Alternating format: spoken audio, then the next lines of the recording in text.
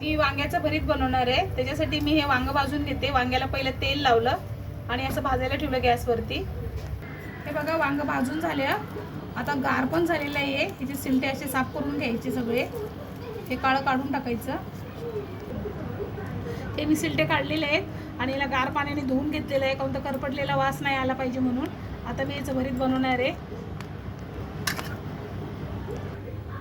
भरीत बनवण्यासाठी मी तेल टाकते राईचं. दीड आहे.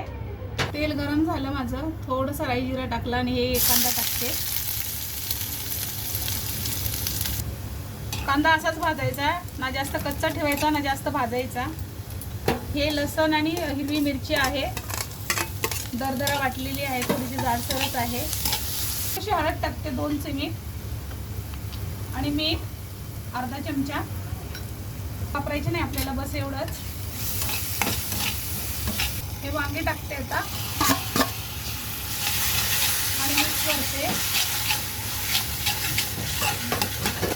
थोडीशी बारीक चिरलेली कोथिंबीर टाकते वरतून. बस झाले, माझं भरीत रेडी आहे. असं भरीत बनवून बघा. रेडी आहे, झालेलं आहे. असं तुम्ही करून बघा. आवडलं तर शेअर करा, कमेंट करा, मला सांगा तुम्ही असं बनवता का ते.